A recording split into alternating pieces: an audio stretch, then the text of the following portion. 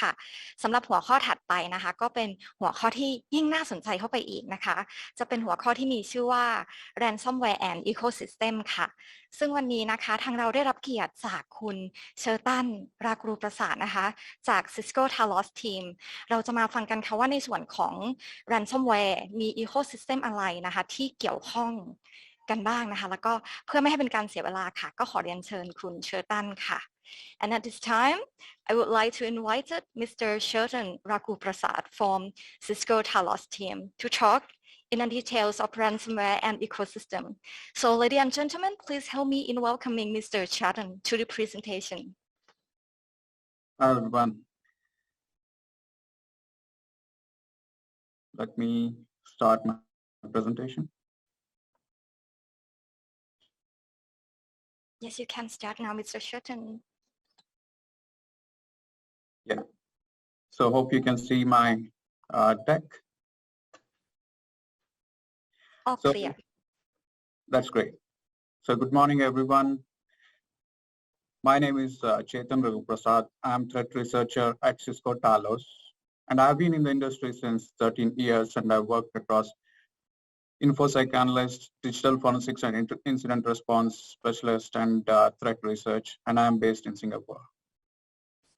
So in today's talk, let's start with a bit of intro about who we are and what we do. And I'll take you through ransomwares, and we see a bit of a history, how they have evolved, and what are the techniques they employ, and their business operating model, and a close look at Lockbit and Black Matter ransomware. So Talos is the threat intelligence and security research organization of Cisco, and we are constructed to most effectively serve Cisco secure customers and share Talos research with the world. Talos is armed with 6 capabilities. So with the threat intelligence and interdiction team is focusing on getting in the way of active threat by surveilling active threat campaigns for intelligence. Many of the researchers in this group will also represent Talos publicly by writing blog posts, appearing on videos, live streams, and appearing at top IT conferences in the world. And the detection research team focuses constantly on improving the methods for identifying new threat detection methods, writing crucial protections including SNOT rules, CLAM AV signatures, OS queries, and behavioral protection queries, and much more. Vulnerability research and discovery is one on the lookout for weaknesses in the software, hardware, and systems that drive our world. The newest addition to Talos is the Talos Incident Response. This team is proactive and reactive response team for our customers, and they help our customers prepare for incidents or mitigate, respond, and recover the incidents with minimal disruption. One of the main advantages Cisco Talos has is that we own and control the teams who build the engines that are built into Cisco secure products. This means that we can prioritize what's going on in the threat landscape, so as we can build engines to cover Cisco customers more effectively. Lastly, the strategic planning and communication team is a megaphone for Talos, and all relentless work our researchers do to drive Talos recognition from C-suite to frontline cybersecurity defenders. The key differentiator of Talos is our process, how we see what is happening broadly across the threat landscape and act on that data rapidly and meaningfully and drive protection. This process is enabled by our unmatched visibility, actionable intelligence, and collective response. So with this bit of introduction, now let's take a look at the history of ransomware and how it has evolved. It all started in early years with the screen lockers using Ucash, PaySafe, and MoneyPack type of ransomware it started with. And then in 2013, CryptoLocker came into picture, and they were developed by Russian-based business clubs. And these CryptoLockers were extremely successful at that time, and based on their affiliate profit sharing model from botnet businesses as well. And this type of model is still employed by ransomware gangs today. And in 2013 to 2015, we saw a couple of ransomware that evolved: CryptoWall, TeslaCrypt, Crimera. And mainly in 2015, they started employing the leak extortion threat, that is exfiltrating the data type of threats. In 2016, Locky ransomware came to picture, and they were using Dridex infrastructure. And we also see that in 2016, they employed big game hunting as a state of art, and later we're gonna see what it is. And SamSam is the ransomware which evolved in 2015, is the first ransomware like they have employed the technique of data extortion together with encrypting the machines. And we have seen that they have abused remote desktop protocol and outdated JBoss instances. And they ended in November 2018 when US Defense of Justice released an indictment orders against them. Evil Corp came into existence in 2017, and we have seen that they have evolved with the different names like BitPaymer, DopplerPaymer, Wasted Locker, and Hades from 2019 and 2020 onwards. And in 2019 till 2020-21, there are a couple of operators with the business names such as Lockbit, Darkside, Black Matter, R-Evil, and Conti have evolved with the big game hunting as a state of art. So this ransomware is actually not just a malware with a single player behind it. Rather, it's an ecosystem. So they are comprised of bot masters and account resellers, from where they get the already compromised credentials, which aids them to get the initial access to the victim's environment. And they do employ red teaming tools and skill sets, using which they can do lateral movements and gather more information and steal internal documents. They have analysts who do research on financial health of the target victims, and this helps them to set the highest ransom price as possible. And we have come across that they are also taking a look and leveraging on if the targets are insured. And they have malware developers who develops the payload, and they do have negotiators, money launderers, and infrastructure providers. So with this ecosystem, they have adopted ransomware as a service business model. So let's see what this business model is. So this comprises of mainly two entities. They have ransomware operators who provide endpoint payloads, and they provide communication infrastructure, and they do affiliate recruitments and digital currency laundering paths. And they normally do not claim themselves as to do the network compromise or compromise the victim network. Rather, they just deliver the ransomware as a service. And now comes the ransomware affiliates, who does the compromise of victims' network by gaining initial access, and then they deploy the ransomware payloads in their environment and do negotiate with the victims and cashing in payments.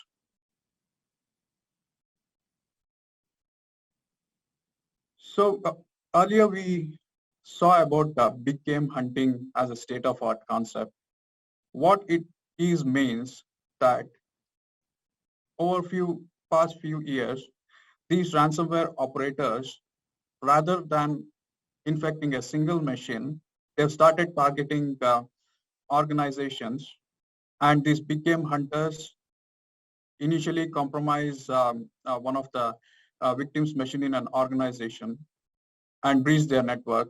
And then with the help of tools which are already available within the network, which are called as dual usage tools, which we'll discuss shortly. And using that, they do spread laterally across the organization network, compromising many systems in the network, and deploy their ransomware.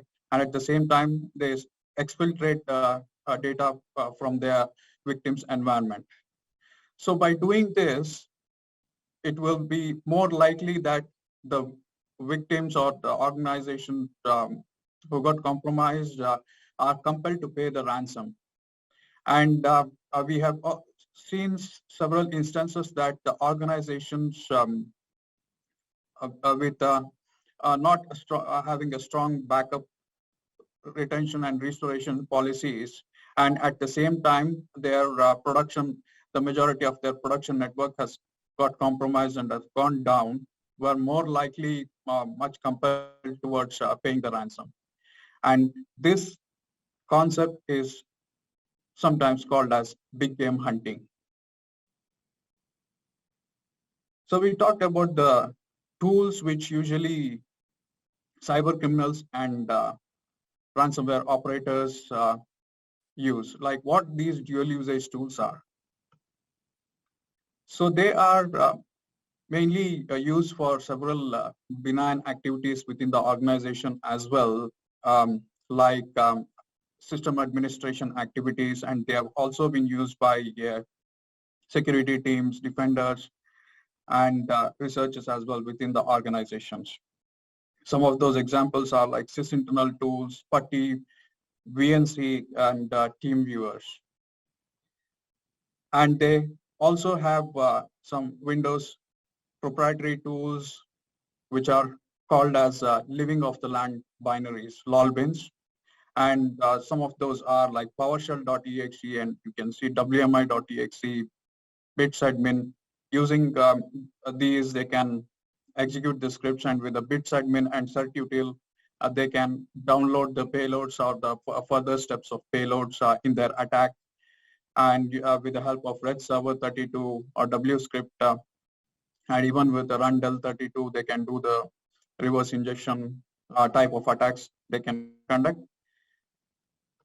And these tools have their native functionalities of executing PowerShell scripts, VB scripts, Java scripts, and WMI commands.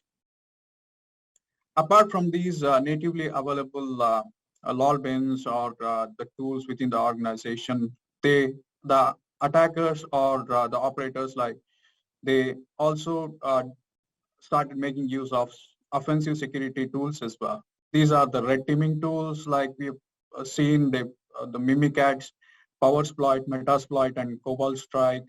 So many instances we have come across that they've used Meterpreter framework deployed within the payload and delivered to the victim's network. And once they establish connection to the C2 and they issue the Meterpreter commands to do many adversarial activities. And we have also seen leaked version of Cobalt Strike is being used by different operators to generate a Cobalt Strike beacon to connect to the C2, and from there they can issue commands through the beacon to talk to the victim's environment. So why the operators or like why the adversaries or threat actors started leveraging on these type of tools? And mainly this is to evade the detection, as these tools mostly they have been whitelisted within the organization for some administrative tasks and task purposes to manage their environment, and also they are already present within the systems, which help them to fly under the radar or the detection engines. And also it helps the threat actors to minimize their development costs by making use of the already existing tools within the environment, which makes them the effective way to operate in the victim's network.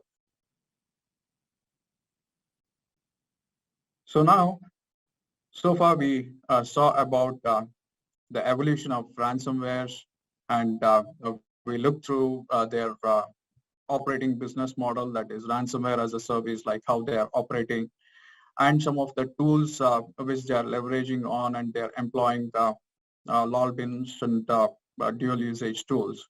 And now let's take a close look at Lockbit ransomware. Lockbit ransomware, formerly they were known as ABCD ransomware, and they operate as ransomware as a service. Like we discussed earlier, like it has become very popular nowadays, employing with the ransomware as a service operating model. So with this ransomware as a service operating model, Lockbit have a very profitable, that's a very profitable business model, as well as this Lockbit family of ransomware, they are well known for its speed of attack and automation, including like together with the capability of encrypting evading the detection or encrypting the victim's environments or exfiltrating the data. Some of the nefarious capabilities we have observed with this family of ransomware is that they delete volume shadow copies in the victim's environment. And you can see on the right-hand side with the usage of VSS admin and WMIC dual usage tools, or we can call living off the land binaries, they target to delete the volume shadow copies. And with the help of DC edit and WAdmin, they have disabled the error recovery option or like the boot start repair or recovery option, which means like they are disabling the safe boot option for the victims' endpoints. And we have also seen that they have enumerated email programs such as Microsoft Outlook, which could be like to exfiltrate some of the important information or details within the emails. And they have used msHTA.exe, one of the LOLBins, to launch their ransom node in the victim's environment.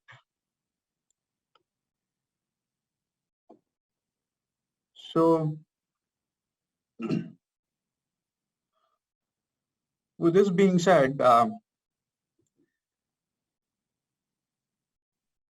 once they compromise the victim's environment, this Lockbit ransomware, like usual ransomware operators, they have the victim's interaction site, and you can see the victim's interaction site, which the Lockbit operators are recently operating with. And they do have like you need to provide the decryption ID, which either they will provide it through the ransomware node.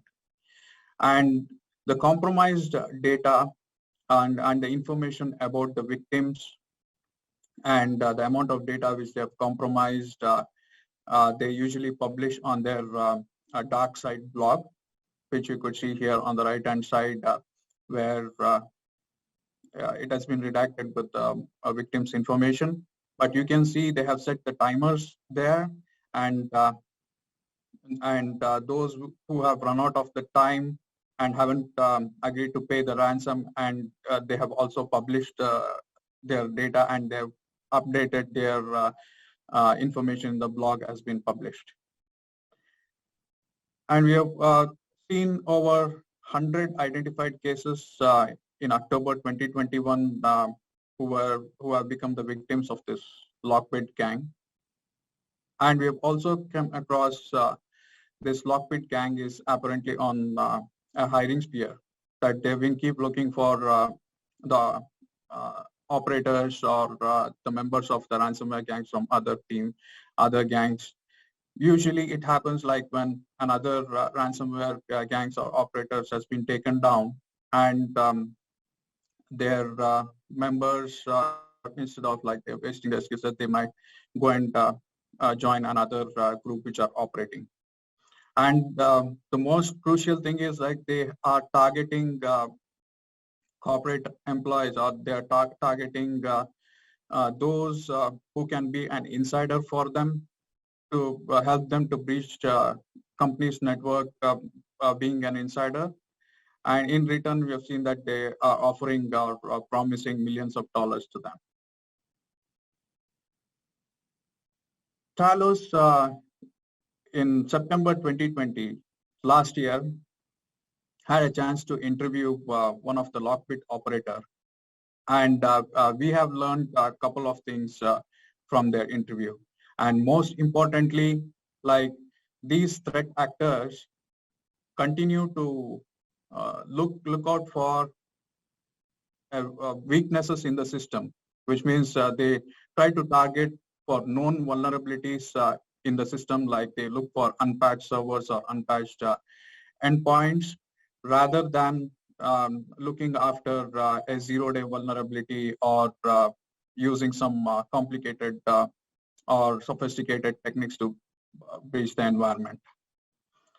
And we learned that they mainly use open source tools or like common tools such as Mimikatz and PowerShell in their attacks to compromise their networks. And we also got to know that, it has to be taken note that cyber criminals are also consumers of security news, and they say remain up to date on the latest research and vulnerabilities.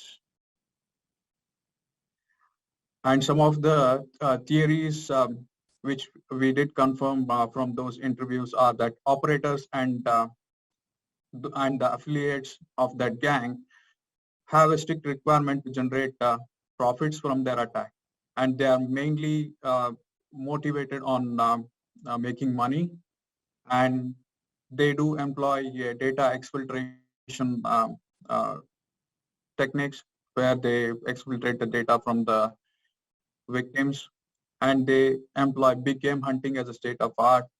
And they not only target one single individual, like they target organization and try to spread across the network and compromise as many systems as possible. And they mainly look out for insurance payouts. With we have come across latest news that with REvil and Black Matter announced their shutdown, this Lockbit operator has become one of the largest and most successful ransomware operations running today. So this is about Lockbit gang and Lockbit operators. Now let's take a close look at Black Matter ransomware. Black Matter ransomware is also ransomware as a service, having a ransomware as a service business operating model. And they've emerged in late July 2021 from the ashes of DarkSide. So US cybersecurity and infrastructure security agencies, the FBI and national security agencies has stated earlier that Black Matter is likely a predecessor of DarkSide, and the ransomware DarkSide, which we all know that that's a ransomware group known for attacking Colonial Pipeline earlier this year. So far, they have attacked several organizations, and the ransom payments which they have demanded have ranged from 80K to 15 million in cryptocurrencies such as Bitcoin and Monero. Some of the main tactics this Black Matter ransomware has employed, and let's see how they do to breach or encrypt the systems, encrypt the organization networks. So mainly this ransomware depends on embedded admin or like user credentials that were previously compromised from the victim's environment. So they make use of the API calls like Windows API calls such as NT query system information and NM service status XW. These are the mainly two APIs like that they make use of to enumerate the running processes and services in the system. And once they get the hash of those services, and from that they can get the credentials out of it. And then they make use of these embedded credentials in the LDAP and SMB protocols of the victim's system to discover all hosts in the Active Directory.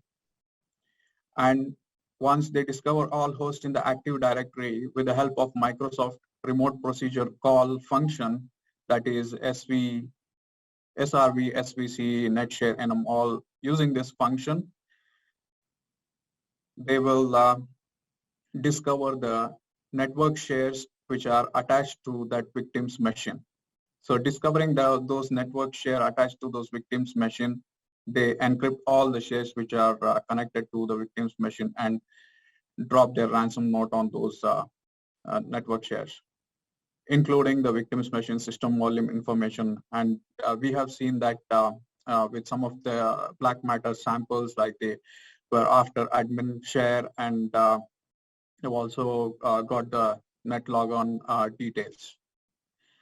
And we have come across that this black matter actor uses a separate encryption binary for Linux-based machines. And they've also routinely encrypt ESXi virtual machines. And most importantly, rather than just encrypting the backup systems, which ideally most of the ransomware actors do, these black matter actors do wipe or like reformat backup data stores and its applications, the applications of its appliances.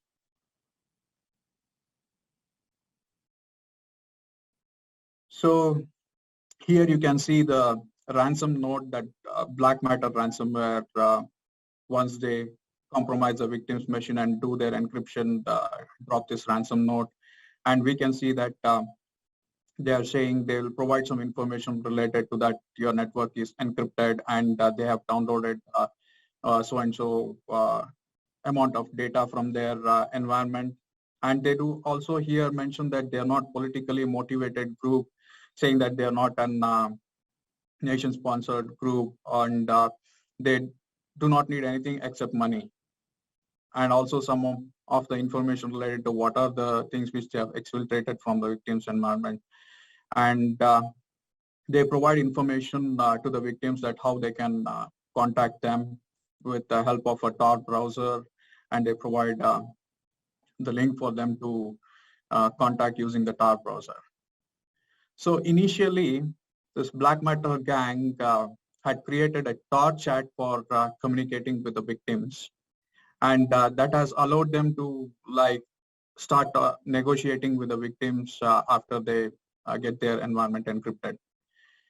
But later, they have taken down the Tor chat site because that was public earlier, like all other victims can see the fellow victims' details and how they are negotiating.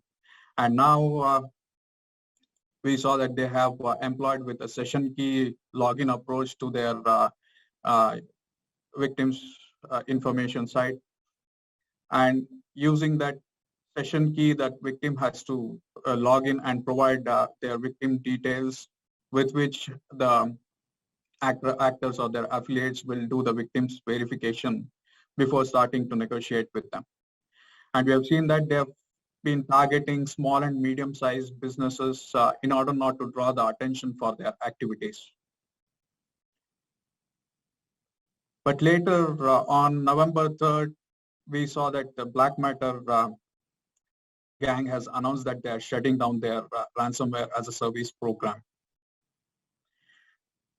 Actually, we believe that this doesn't mean that ransomware affiliates may not stop doing their malicious activity, because a few days earlier than that, we have seen in some of the tweets which we got to know that the affiliates of black matter ransomware gang are moving their victims to Lockbit ransomware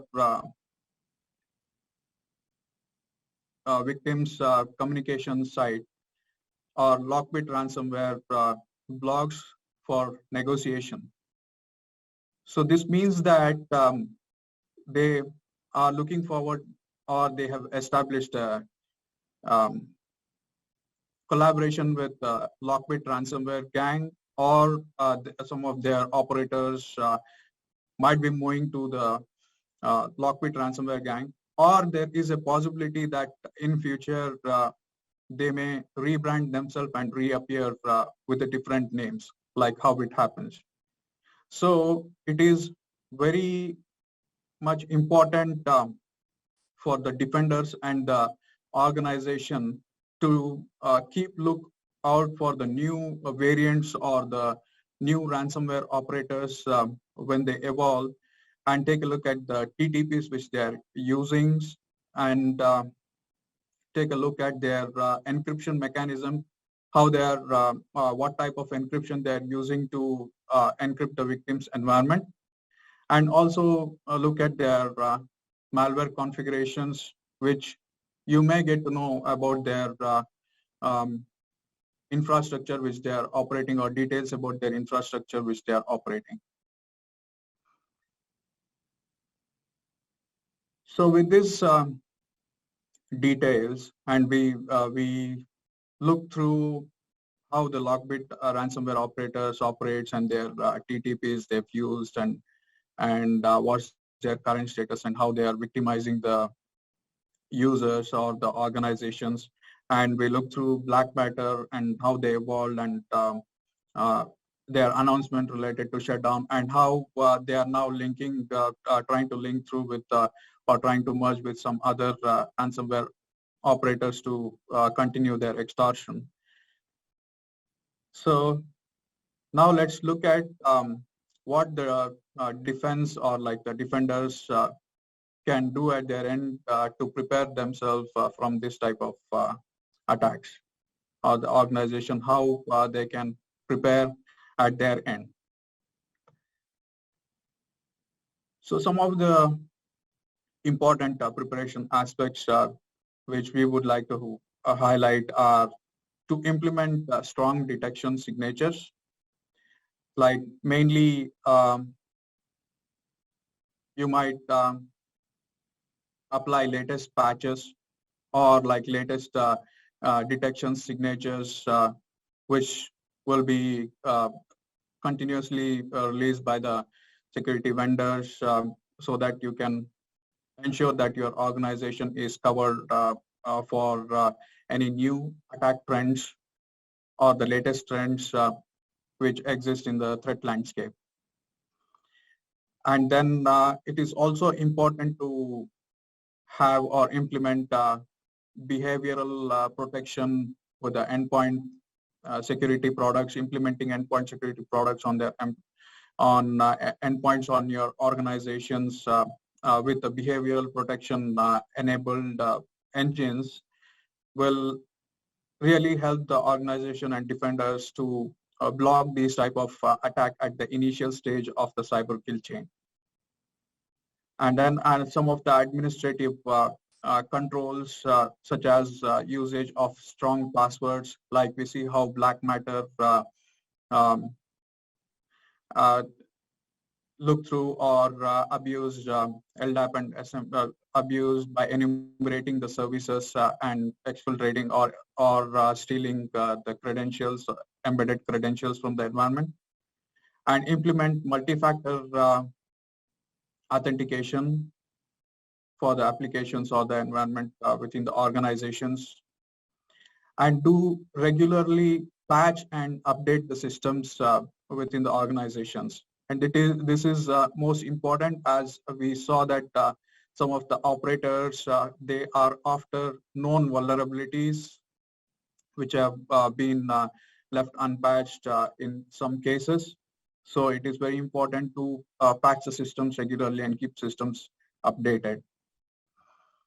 Then monitor the privileged accounts within the organization, such as those accounts which has got high privileges, like compared to the root or administrator accounts. So these accounts has to be constantly monitored. And do restrict SMB usage within the organization, and limit access to some of the resources over the network, which means to implement a strong role-based access control within the organization, and also to implement need-to-know basis. So that helps to overcome most of these initial compromise or some of the lateral movement type of issues. And it is also advisable to have a strong email security or email security in place to look after the email which is going and coming within the organization, to inspect them, to look out for any phishing attempts or any malicious attachment documents with those emails to those organizations. And this also helps to stop the infections or the attack at the early stage of the infection chain. And it's also important to implement network segmentations within the organization, that to create different network segments among different type of business units within the organization, and to monitor the network traffic between those network groups, which will also help to detect if there are any possibilities of lateral movement, or if any infected system got detected in one network group, and can isolate that to contain that within that network group, and not to allow them to infect other systems within the organization, so that they can't achieve their big game hunting concept. And as we said, like to disable administrative tools for normal users within the organization, and provide access to only the system administrator who responsible to do the administrative task. And it's most important to implement and enforce strong backup and restoration policies and procedures, and to ensure the critical data within the organization is backed up regularly. Like you can look through the different types of backup, like incremental or differential backups for the critical data, which has been up to date and done regularly. And to constantly keep track on latest threats in the threat landscape and their TTPs. Like as we see, lots of threat actors or new threat actors are continuously evolving with latest tactic, techniques, and procedures, and they're evolving with the new techniques to breach the network, or to exfiltrate the information, or to spread across the threat, spread across the victim's organization. So it is most important for the organization and defenders to keep track on the trends in the threat landscape, which is ongoing at the moment. And I would say it is very much required to look through and implement, I would repeat again, like implement most important detection signatures, as well as behavioral protection controls is very much required for that. Because we believe by looking at these ransomware operator activities, and we believe that this is not going to end in near future, as there is no significant barriers for them to enter into the market, like if they have certain technical skills such like the operator has. And it is also possible that with this taking down or sunsetting of their ransomware as a service operating model, there are possibilities, we believe, that they might go and operate underground solely, and they may employ spray and pray technique to look out for victims or victimize users. And although they may demand the ransom with a minimum ransom of few dollars or something, but still it's a money for them, and they can continue their extortion activities. And additionally, like additionally the spike in the remote working due to this pandemic has increased the number of potential vulnerable victims today. And this remote working condition have made operators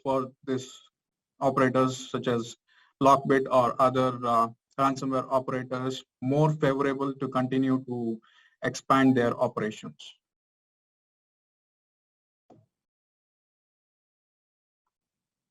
So we as a Talos, like we share latest information about our researchers and new threats in the threat landscape, and details about the latest or significant threats in the threat landscape to the community through various channels such as blogs, through white papers, through newsletters, podcasts, and some of the institutional video, and we have our social presence in the social media as well, with an objective to help make the internet safe for everyone. So I would strongly recommend everyone here to take a look at these avenues where you will get abundant information related to the latest trends in the threat landscape, and can look through a detailed research which we have done. And we have also published several white papers, and one of which we earlier talked about, the interview with Lockbit ransomware. We have also published a blog related to the detailed interview of step-by-step, like how the interview progressed with that, and what are the detailed information which we have collected, which will be useful for the defenders as well as useful for the C-suite as well. So you can take a look at it. So with this information, like, I would like to conclude my talk today, and I thank everyone for attending this talk, and especially thank you NCSA for having me here today. You're welcome. Thank you also, Mr. Surgeon from Cisco. We still have a couple of minutes left. Let's see if there will be questions from the audience. Yeah. Okay.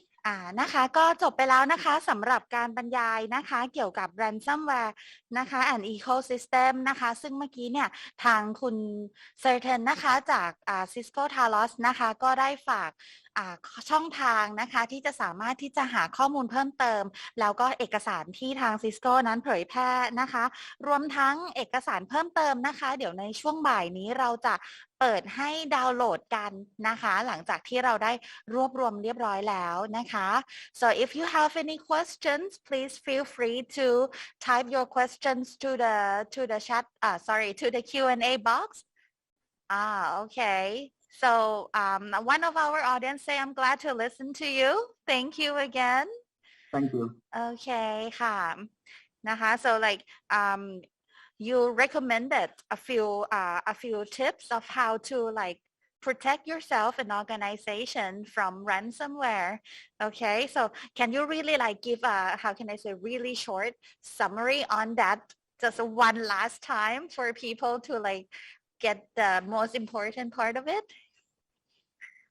Yeah, sure. So most importantly, as we see ransomware as well as the other threat operators are evolving with techniques, and they are combining the techniques such as usage of dual usage tools, like already existing tools in the environment which are meant for some administrative purposes or being used by other security teams within the organization. So it is more important, firstly, to implement a role-based access control within the organization, so that those who are responsible to do such type of work should have those type of access. And although they have given access, it should be on need-to-know basis. Like only when they are supposed to do such activities, they should get the access to execute such tools and commands. And another important thing is to implement multi-factor authentication and a strong password policies so that they cannot be breached, or the initial access would be difficult for the threat actors. And another thing for the defenders or defense community should always keep their detection engines such as antivirus or like other network detection engines with the latest signatures, which has been released by the security vendors. Like whoever vendors they are working with, like they should work with them to get the latest signatures which are covering the latest threats which are prevailing in the threat landscape. And with these signatures, they can also implement the behavioral protection is one of the important aspects here to have in the endpoints, and not only going after few hashes or like some signatures.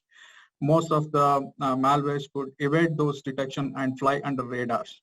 But when it hits the system and started to do their activities, these behavioral protection engines will detect some of the adversarial behavior comparing to like what the baseline of that system usually do. So this is will be more advantageous to stop such type of attacks at the very early stage of the infection and not allowing them to execute their objectives. And because stopping these attacks is at a very early stage, especially for this ransomware type of attacks, is more important, because usually this ransomware is such type of actor or such type of attack where they will disclose themselves only after achieving their objectives. Like once they achieve their objective, they encrypt their system and exfiltrate. They will show up with a message saying that you have been attacked and you have this is the ransom you have to pay. So it is more important to keep a lookout and try to curtail these type of attacks at the very early stage is more important. And most of all, like to have a strong backup retention as well as the restoration policies. And nowadays, like they are targeting, and we have seen these operators, they are targeting to wipe out their